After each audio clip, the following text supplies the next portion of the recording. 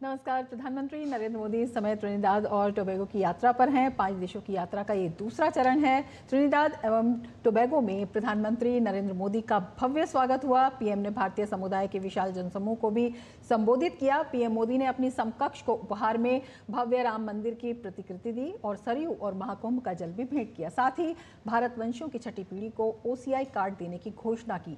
भारत के त्रिनिदाद और टोबैगो के साथ संबंधों के नए आयामों पर ही आज हम करेंगे चर्चा। मैं हूं रमा त्यागी, मेरे साथ जुड़ेंगे 2 खास मेहमान भी।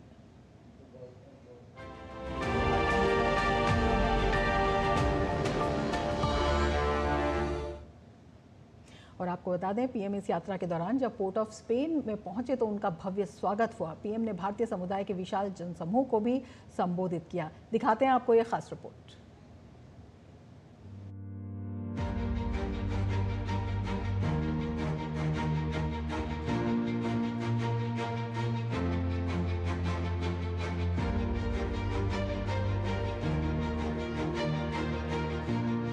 त्रिनिदाद और टोबैगो यात्रा पर पोर्ट ऑफ स्पेन पहुंचे प्रधानमंत्री नरेंद्र मोदी का शानदार अभिनंदन। पीएम के स्वागत के लिए वहां की प्रधानमंत्री कमला प्रसाद बिसेसर अपने मंत्रिमंडल के साथ मौजूद थीं।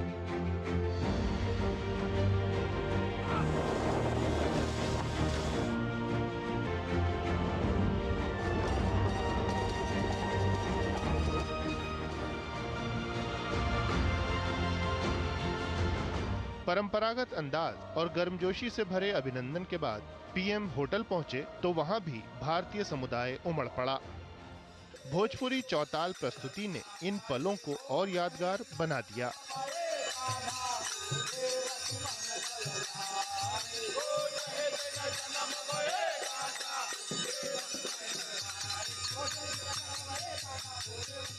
पीएम ने पोर्ट ऑफ स्पेन में विशाल भारतीय जनसमूह को संबोधित किया। कार्यक्रम में त्रिनिदाद और टोबैगो की प्रधानमंत्री भी शरीक हुईं। ऐलान किया कि उनका देश पीएम मोदी को अपना सर्वोच्च नागरिक सम्मान प्रदान करेगा। पीएम ने इसके लिए आभार जताया। पीएम ने त्रिनिदाद और टोबैगो के विकास में भारतीय समुदाय के योगदान को सराहा। साथ ही घोषणा की कि वहां रह रही भारतीय समुदाय की छठी पीढ़ी को OCI कार्ड प्रदान किए जाएंगे। I am happy to announce that OCI cards will now be given to the 6th generation of the Indian diaspora in Trinidad and Tobago.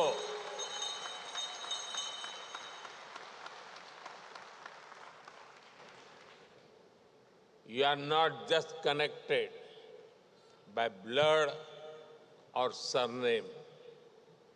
You are connected by belonging. India looks out you. India welcomes you. And India embraces you. PM ने अर्थव्यवस्था से अंतरिक्ष विज्ञान तक भारत की शानदार प्रगति की चर्चा की। पीएम कमला प्रसाद बिसेसर की बिहार की जड़ों का जिक्र करते हुए प्रधानमंत्री मोदी ने उन्हें बिहार की बेटी कहा। बिहार की विरासत भारत के साथ ही दुनिया का भी गौरव है।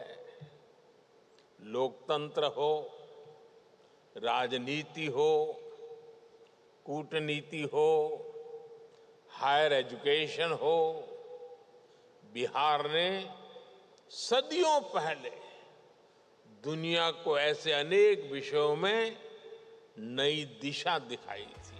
पीएम कमला प्रसाद बिसेसर ने प्रधानमंत्री नरेंद्र मोदी के नेतृत्व को सराहा। उन्होंने पीएम मोदी को विश्व का सर्वाधिक सम्मानित नेता बताया। Prime Minister Modi, you are a transformational force who has refined governance of India and positioned your country as a prominent and dominant global power.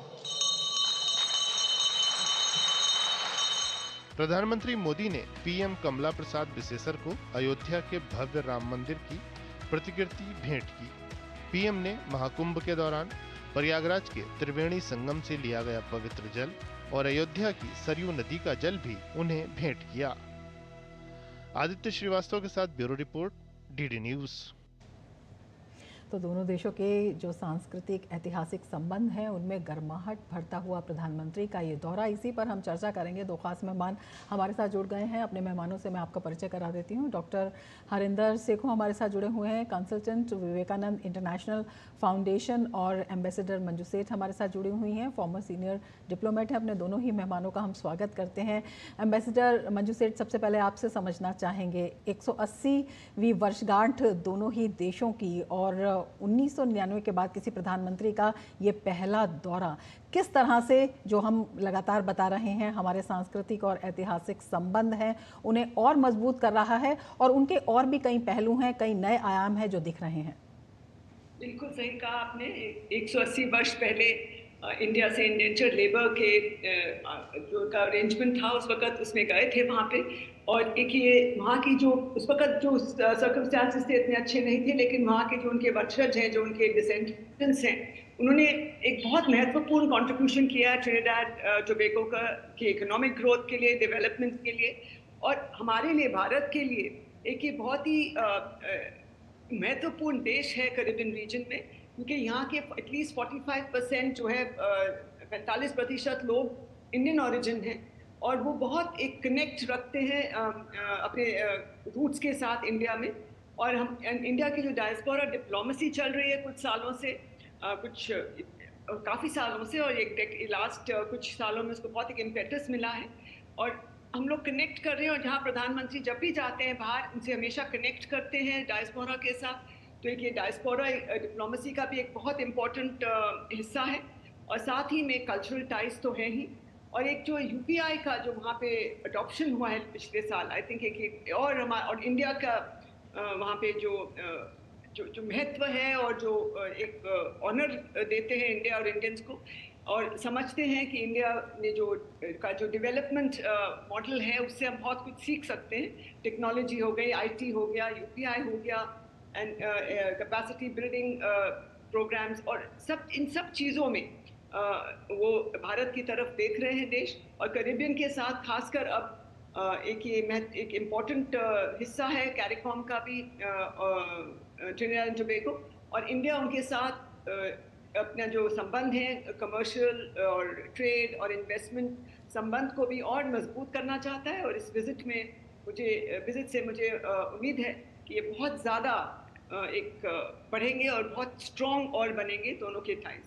बिल्कुल, संबंधों की जो नई उड़ान है वो दिखाई देती है। डॉक्टर हरिंदर, आपसे समझना चाहेंगे, जो उड़ान है इसका जो नींव है वो काफ़ी मजबूत है, दिखाई देता है जब हम देखते हैं कि वहाँ की जो 45% के करीब जनसंख्या है वो भाषाई आधार, और उसके साथ जब त्यौहार मनाए जाते हैं तो भारत में और वहाँ पर कोई फ़र्क नज़र नहीं आता है। किस तरह से ये जो हमारी वहाँ पर जिसे कह सकते हैं कि एक पावर है, एक बड़ी सॉफ्ट पावर के रूप में आती है, और ये सॉफ्ट पावर किस तरह से जो रणनीतिक पावर है उसमें भी बदल सकती है? आपने एकदम सही बोला। ये जो रिलेशंस है इंडिया और ट्रिनिडाड टोबैगो के, ये this is the 180th anniversary. जो पहला शिप गया था 250 इंडेंचर्ड लेबर को लेकर 1845 में। सो दिस इज़ ये बहुत एक महत्वपूर्ण टाइम पे प्रधानमंत्री वहाँ पे गए हैं। और ये अब जो इंडियन डायस्पोरा है, ये माइनॉरिटी डायस्पोरा नहीं है, it is the biggest component of population in Trinidad Tobago. और इन्होंने मतलब मेहनत करी है, कड़ी मेहनत करके, मतलब कहा indentured labour, because Trinidad Tobago के हमारे कॉलोनियलिज्म के संबंध हैं। और इन संबंधों को इंडिया ने 1962 में जब ट्रिनिडाड टोबैगो को इंडिपेंडेंस मिला था ग्रेट ब्रिटेन से, तो India establish diplomatic relations with the tiny nation. और अब जो संबंध है 1999 के बाद पहला इतना हाई प्रोफाइल विजिट है, but in the mean while हम लोगों ने जो कॉम्प्लीमेंटरिटी ऑफ इंटरेस्ट है उसमें हमारा एक तो जो एनर्जी रिसोर्सेज में ये रीजन बहुत रिच है, और हम लोग उनकी टेक्नोलॉजी में सहायता कर सकते हैं, और उनके पास नेचुरल रिसोर्सेज हैं। ऑल्सो स्ट्रेटिजिकली ये जो एरिया है ट्रिनिडाड टोबैगो के जो आइलैंड्स हैं, ये जो एरिया है, this is a gateway, it's like a gateway to the Americas. Another, it's an alternative. तो इसका एक स्ट्रेटेजिक, राजनीतिक, कल्चरल संबंध भी है और सॉफ्ट पावर तो है ही, बिकॉज प्राइम मिनिस्टर जब मोदी पहले टर्म में ये फिजी गए थे, वो भी मतलब it was the first visit by an Indian prime minister. So इनका शुरू से ही अपनी प्राइम मिनिस्टरशिप में ये रहा है प्रयास कि मैं इंडियन डायस्पोरा को इंडिया की तरक्की में एक हिस्सा बनाऊं और एक सिनर्जी बना के रखे इंडियन डायस्पोरा के साथ, आउटरीच करके, और उनके साथ संबंध जो है वो बहुत मजबूत बनाना चाहते हैं। And which is the right thing, because इसमें जो सॉफ्ट पावर है, सिर्फ हार्ड पावर में आप अपनी राजनीति नहीं चला सकते, बिकॉज जिस किस्म के ग्लोबल चैलेंजेस हैं तो उसमें आपको सॉफ्ट पावर का बहुत ज़्यादा योगदान है और इसको हमको टैप करना है। बिल्कुल। So there's a lot of synergy between India and Trinidad and Tobago, और इससे पहले जैसे वो गयाना गए, और क्रिकेट में तो हम लोग खेल ही रहे थे इकट्ठा, you know, like with the West Indies and all in this region. But ये जो डायस्पोरा को जो आउटरीच करना, और इट इज़ एक्सपेक्टेड कि हम कुछ बहुत महत्वपूर्ण बायलैटरल एग्रीमेंट साइन करेंगे, उससे आई थिंक दोनों देशों को बहुत ज़्यादा इकोनॉमिक, आर्थिक जो है लाभ होगा। बिल्कुल। एम्बेसडर मंजू सेठ, आपसे समझना चाहेंगे, जिस तरह से हम डायस्पोरा की बात कर रहे हैं और उसको मजबूत करना बहुत ही ज़रूरी है रणनीतिक दृष्टि से भी, और लगातार प्रधानमंत्री इस दिशा में कदम उठा रहे हैं, और अभी हाल ही में जो OCI कार्ड की घोषणा उन्होंने की है, ये इसकी दिशा में कितना महत्वपूर्ण कदम साबित होता है। और इसके साथ ही उन्होंने ये भी कहा है कि उस विरासत को मजबूत करने के लिए जो नई पहलें होंगी उसका भी समर्थन पुरजोर तरीके से किया जाएगा। क्योंकि आप अगर याद करेंगे, पहले जो PIO कार्ड शुरू हुआ था और उसके बाद OCI कार्ड बना, लेकिन जो कार्ड्स दोनों थे ये लिमिटेड थे 3rd and 4th जनरेशन तक। तो एक ये बहुत वहाँ के जो यंगर जनरेशन है, जब से इंडिया का इकोनॉमिक हेफ्ट बढ़ा है दुनिया में, तब से यंगर जनरेशन वाले भी इंडियन ओरिजिन के जो लोग हैं 5th and 6th जनरेशन के सभी कंट्रीज में जहाँ पे ये इंडेंचर्ड लेबर गए थे, उनकी मांग रही है कि OCI कार्ड सभी को दिया जाए, 5th and 6th जनरेशन को भी। तो अभी जहाँ पे जो प्राइम मिनिस्टर ने वहाँ पे अनाउंसमेंट किया है कि ये OCI कार्ड सब 6th जनरेशन ट्रिनिडाडियंस को दिया जाएगा, कि बहुत ही वेलकम स्टेप है मेरा मानना है इन हमारे जो डायस्पोरा एंगेजमेंट है इसको और मजबूत करने में, और जो यंगर जनरेशन है उनका भी एक कनेक्ट बनाने के लिए। क्योंकि पहले वाले जो जनरेशन से उनका काफ़ी हाई कनेक्ट था, पर जैसे यंगर जनरेशन आ रहे हैं उनका थोड़ा सा कम होता चला जा रहा है, उनकी उसकी जो मजबूती है कम होती जा रही है। तो आई थिंक ये बहुत बढ़िया स्टेप इन्होंने जो अनाउंस किया है, और एक और कंट्रीब्यूट करेगा दोनों के रिलेशनशिप को और मजबूत बनाने में। और वहाँ की as I said younger generation जो है, आजकल के 6th जनरेशन जो है, वो भी इंडिया को की तरफ देखें, और जो डेवलपमेंट पार्टनरशिप है और इन्वेस्टमेंट्स हैं वो दोनों 2-वे इन्वेस्टमेंट्स बढ़े, और बहुत डायस्पोरा जो है, जो वेल ऑफ डायस्पोरा है, वो अपने जो रूट्स, क्योंकि इस यहाँ पे उनको अपने रूट्स का पता है, कहाँ से आए हैं, वो कहाँ रहते थे, बिहार में, उत्तर प्रदेश में, तो वहाँ पे वो अपने विलेजेस को में इन्वेस्ट करके वहाँ पे डेवलपमेंट कर रहे हैं, कि ये बहुत एक अच्छी बात है। और बिल्कुल, जो जड़ों की मजबूती है बहुत ज़रूरी है इस ताकत के लिए, और वो आत्मविश्वास प्रधानमंत्री वहाँ पर भरने का काम कर रहे हैं। चर्चा हम जारी रखेंगे, लेकिन वक्त हो चला है एक ब्रेक का। आप जुड़े रहिए DD न्यूज़ के साथ।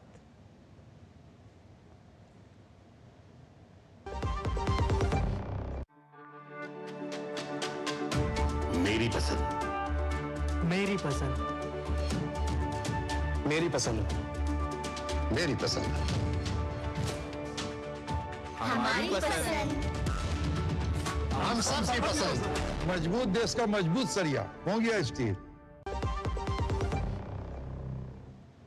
ब्रेक के बाद फिर से आपका स्वागत है। दो खास मेहमान हमारे साथ जुड़े हुए हैं। डॉक्टर हरिंदर, आपके पास आना चाहेंगे और आपसे समझना चाहेंगे, जिस तरह से हम लगातार बात कर रहे हैं कि हम टोबैगो और ट्रिनिडाड की अगर बात करते हैं तो ये कैरिबियन कंट्रीज़ में भारत का एक प्रवेश द्वार सब इसे बता रहे हैं। कितना महत्वपूर्ण है जब वहाँ पर निवेश की बात होती है, वहाँ पर भागीदारी की बात होती है, और ये स्ट्रेटेजिक पार्टनरशिप को भी कितनी मजबूती इसमें देता है, कितना ज़रूरी है अगर हम वर्तमान ग्लोबल परिदृश्य देखते हैं। ग्लोबली जो आजकल चैलेंजेस हम देख रहे हैं, हर पार्ट ऑफ द वर्ल्ड में, मतलब आप यूरोप में देख लीजिए, मिडल ईस्ट में देख लीजिए, गल्फ में देख लीजिए, इंडियन ओशन वगैरह में, तो इंडिया जो है अपना एस्पिरेशन जो है इंडिया की to emerge as a global power and to have a meaningful role and presence in global politics. तो उसमें ये जो ट्रिनिडाड टोबैगो है ये कैरिबियन के सदर्न मोस्ट टिप में है एंड इट ओपन्स, जैसे मैंने कि पहले कहा कि जो कैरिबियन आइलैंड्स हैं और उधर का जो समुद्री वो है, तो जो ब्लू नेवीज है, ब्लू इकोनॉमी है, उसमें इंडिया वैसे भी वेस्ट एशिया में भी हम लोग आईएमए कॉरिडोर की तरफ देख रहे हैं, क्योंकि ग्लोबल चैलेंजेस की वजह से हमारा we've stepped up our preparation in the Indo-Pacific, in Indian Ocean region. तो similarly यहाँ पे इस region में साउथ कोऑपरेशन के ऊपर प्राइम मिनिस्टर ने बहुत ज़्यादा फोकस किया है ये सरकार ने, and it's a part of the global outreach south focus के ये जो स्मॉलर कंट्रीज हैं इनको एक तरह का उनको इंडिया के साथ अलाइन करके उनके लिए भी अच्छा, दे फील मोर कॉन्फिडेंट कि एक इंडिया जैसा बड़ा देश जिसमें उनका डायस्पोरिक कनेक्ट तो था ही, बट अब जो है as the ambassador also mention कि जो यंगर जनरेशन है उनका जो कनेक्ट थोड़ा कम हो रहा था, बट द यंगर जनरेशन जो है वो ज़्यादा आईटी वगैरह में एम्प्लॉयड है, वो प्रोफेशनल्स हैं, एंड ये जो प्रोफेशनल्स और इंडियन प्रोफेशनल्स का इससे जो आपस में मिलजुल कर काम करेंगे और एग्रीमेंट साइन होंगे, जॉइंट प्रोजेक्ट्स किए जाएंगे, आई थिंक ये इंडिया के लिए बहुत ही इम्पोर्टेंट साबित होगा, और हमारा मकसद ही ये है कि we want to usher in an era of peace. So अगर हम इकोनॉमिकली ट्रिनिडाड टोबैगो के साथ ज़्यादा इंटीग्रेट करें और उनको इंडिया की इकोनॉमिक ग्रोथ स्टोरी के अंदर का एक हिस्सा बनाएं, so that is a win win situation for both the countries, और इससे दोनों स्ट्रेटेजिक एंड इकोनॉमिक जो है साथ साथ हम अपना जो एम है उसको भी रियलाइज कर सकते हैं, और people to people connect, because cultural linkages तो हैं, but these will automatically get strengthen, क्योंकि कल्चरल के साथ जो इकोनॉमिक इंटीग्रेशन है that is very important. So it will be a multi-dimensional kind of an engagement. बिल्कुल मल्टी डायमेंशनल है. Ambassador सेठ आपके पास आना चाहेंगे, आपसे समझना चाहेंगे जिस तरह से हम मल्टीपोलर वर्ल्ड की बात कर रहे हैं उसमें जो द्वीपीय देश हैं या जो छोटे देश हैं उनकी अहमियत काफ़ी बढ़ जाती है, और जिस तरह से स्ट्रेटेजिक पार्टनरशिप के लिए बहुत ज़रूरी है इकोनॉमिक इन्वॉल्वमेंट भी, और उसको देखते हुए कितना महत्वपूर्ण ये हो जाता है, क्योंकि हमने देखा है कि पिछले काफ़ी समय से जो कैरिबियन कंट्रीज़ हैं, अगर हम देखते हैं इस तरह के देश है, वहाँ पर चीन ने भी अपना जो प्रभाव है, अपना जो निवेश है वो काफ़ी बढ़ाया है, तो उसको देखते हुए जो भारत की मजबूती है वो कितनी ज़रूरी हो जाती है.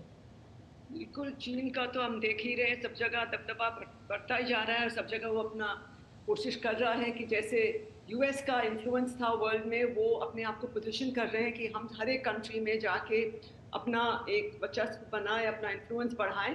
तो बिल्कुल हमारे लिए भी बहुत ज़रूरी है. हम उनको काउंटर तो नहीं कर सकते, मैच तो नहीं कर सकते, लेकिन अपने इंटरेस्ट के लिए, अपने हमारे नेशनल इंटरेस्ट के लिए बहुत ज़रूरी है कि हम इन कंट्रीज़ में बिल्कुल अपना इन्वेस्टमेंट और ट्रेड और इकोनॉमिक रिलेशनशिप को स्ट्रॉन्ग करें, और हमें खुद भी स्ट्रॉन्ग बनना है, और डिफेंस टाइज में भी हम बढ़ाएंगे, ट्रेनिंग कैपेसिटी में भी अपना ट्रेनिंग, उनकी जो डिफेंस फोर्सेस की ट्रेनिंग है इंडिया में होती है, वो उसको भी और बढ़ावा दें. और साथ में हम कह रहे हैं कि इंडिया कहता है कि we would like to be the voice of the Global South, और वी आर पोजिशनिंग आवरसेल्व्स, और इसके लिए जितने देश हैं, सब जितने हम जो चाहते हैं कि ये मल्टीपोलर वर्ल्ड हो या यूनिपोलर वर्ल्ड ना रहे, और या इवन बाइपोलर ना बने again with may be China coming up, तो ये जो बन रहा है इस वक्त माहौल, जियोपॉलिटिकल शिफ्ट्स जो हो रहे हैं, जियोपॉलिटिकल टर्मोइल जो हो रहा है बिकॉज ऑफ जितनी लड़ाइयाँ चल रही हैं और कॉन्फ्लिक्ट्स चल रहे हैं, तो इन सब को देखते हुए आई थिंक हमारे लिए, इंडिया के लिए बहुत इंपॉर्टेंट है कि सब जितने छोटे देश, चाहे छोटे हैं चाहे बड़े देश हैं, ग्लोबल साउथ के जो देश हैं उनको इकट्ठा करें और उनकी आवाज़ भी बने. और जैसे हमने किया था G20 मीटिंग में भी voice of the Global south, उनके सारे जो कंसर्न्स थे हमने आगे रखे थे, which was appreciated, and including AU को, जो अफ्रीकन यूनियन को हमने इंक्लूड कराया G20 में. तो ये सब चीज़ें हर स्टेप जो है, हर छोटी चीज़ हो चाहे हर छोटी कंट्री महत्वपूर्ण होती है, स्पेशली अगेन अगर हम यूएन में देखें और सपोर्ट जो हमको सपोर्ट चाहिए होता है और यानी हमारे जो इम्पोर्टेंट मुद्दे हैं, हर कंट्री का वोट इम्पोर्टेंट है। और स्पेशली जैसे कैरिबियन कंट्रीज और पर्टिकुलरली जहाँ हमारे इंडियन डायस्पोरा बहुत हैं और जो कनेक्शन हमारे ऑलरेडी स्ट्रॉन्ग हैं, इनको और मजबूत करने की तरफ ये विजिट एक स्टेप है। और आई थिंक आगे चल के हमारे रिलेशनशिप इस देश के साथ, ट्रिनिडाड टोबैगो के साथ और all the full Caribbean region में पूरा और स्ट्रॉन्ग बनेंगे। बिल्कुल। डॉक्टर हरिंदर, आपसे समझना चाहेंगे, जिस तरह से प्रधानमंत्री नरेंद्र मोदी ने इनिशिएटिव लिया ग्लोबल साउथ की आवाज़ को मुखर करने का, विभिन्न वैश्विक मंचों पर ये जब आवाज़ मुखर होती है तो किस तरह से बहुत सारी जो चैलेंजेस हैं वैश्विक परिदृश्य पर हम देखते हैं, उन पर इन मंचों पर किस तरह से इसको एड्रेस किया जा सकता है और जो छोटे देश हैं या ग्लोबल साउथ के देश हैं उनकी जो चिंताएँ हैं उनका समाधान इससे किस तरह से मिल सकता है? जैसे कि मैंने पहले भी बोला कि उनका अगर हम इकोनॉमिक और स्ट्रेटेजिक इंटीग्रेशन करें ये दोनों चीज़ों का, एंड मेन थिंग जो इंडिया कंट्रीब्यूट कर सकता है ग्लोबल साउथ की कंट्रीज़ की, और ये जो development partnerships, and India can help them in capacity building, क्योंकि ये छोटे देश हैं तो इंडिया में because of the size of a country और जो हम लोगों ने इंफ्रास्ट्रक्चर डेवलपमेंट में और कैपेसिटी बिल्डिंग में जो हमारा परिवर्तन किया है और हमने जो प्रोग्रेस किया है पिछले 10, 15, 20 साल में, तो ये जो चीज़ें हैं इसमें हम छोटे देशों का, ये जो ग्लोबल साउथ के देश हैं उसमें हम इनका बहुत ज़्यादा सहयोग कर सकते हैं। And this will give them confidence to engage more with India and take on the other global challenges, क्योंकि इंडिया का एक और एडवांटेज जो डायस्पोरिक एडवांटेज तो है ही, सो उसमें जो है मतलब टेक्नोलॉजी है which is both high and and low and, and it's not just strategic technology. Agriculture is the other area where India is planning to partner with Trinidad and Tobago, and they're rich in minerals as I said, तो उनके साथ थोड़ा ये give and take, ताकि जो bilateral trade है ये थोड़ी और इसमें बढ़ोतरी होगी और दोनों देशों के लिए ये फायदेमंद साबित होगी। बिल्कुल। एग्रीकल्चर, मार्केटिंग एंड डेवलपमेंट तमाम क्षेत्र हैं। बिल्कुल। एम्बेसडर मंजू, आपके पास आना चाहेंगे और आपसे समझना चाहेंगे, जिस तरह से तमाम क्षेत्रों की बात हो रही है, परंपरागत ऊर्जा क्षेत्र तो है ही जिसमें पारस्परिक जो साझेदारी है उसके लिए उम्मीदों भरी नज़र जो है वो लगी हुई है। इसके साथ ही अगर हम देखते हैं डिजिटल इंडिया की बात करते हैं, यूपीआई जो है वहाँ पर यूज़ होने लगा है, इस तरह के किस तरह से और नए, जिससे कि भारत जिस तरह से make in India make for the world की बात कर रहा है और वहाँ के जो स्थानीय उद्योग हैं उनको भी और बढ़ावा मिले और वहाँ पर एक कैपेसिटी बिल्डिंग का काम हो, किस तरह से नए क्षेत्र तलाशे जा सकते हैं?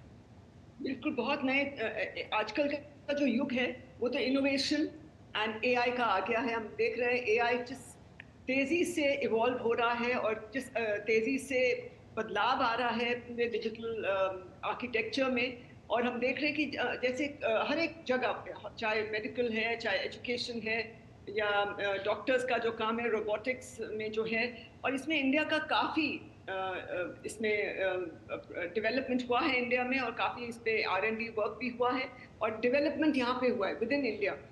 तो इन सब चीज़ों से सब, और आईटी में तो हम लोग हैं ही काफ़ी, तो हाई एंड आईटी में अभी तक इतने हम माहिर नहीं हुए हैं, लेकिन इन आईटी सेक्टर में, हर एक सेक्टर में, और ये जो छोटे देश हैं वहाँ के जो यंग लोग हैं वो इसमें बिल्कुल पार्टिसिपेट करना चाहते हैं और सीखना चाहते हैं कि क्या इतना जो रैपिडली इवॉल्व हो रहा है। सभी यूएस या यूके या यूरोप में नहीं अफोर्ड कर सकते पढ़ाई करना, तो यहाँ इंडिया में भी आना चाहते हैं, और वो चाहते हैं कि पार्टनरशिप इस किस्म की एजुकेशन और हाई टेक में और इंटरनेट, एआई में, इन सब चीज़ों में जो आजकल की इवॉल्विंग टेक्नोलॉजी, साइबर सिक्योरिटी हो गया, कितनी नई चीज़ें आ रही हैं, नए डोमेन्स आ रहे हैं, उसमें सब वो चाहते हैं कि हमें भी एक अपॉर्चुनिटी मिले, और इंडिया जहां जिसमें एक्सपर्टीज है, बिल्कुल, दोनों के लिए अवसरों की अपार संभावनाएं हैं। समय हमारे पास सीमित है। डॉक्टर हरिंदर आपका और एम्बेसडर मंजू सेठ आपका बहुत शुक्रिया हमारे साथ इस कार्यक्रम में शामिल होने के लिए और इतनी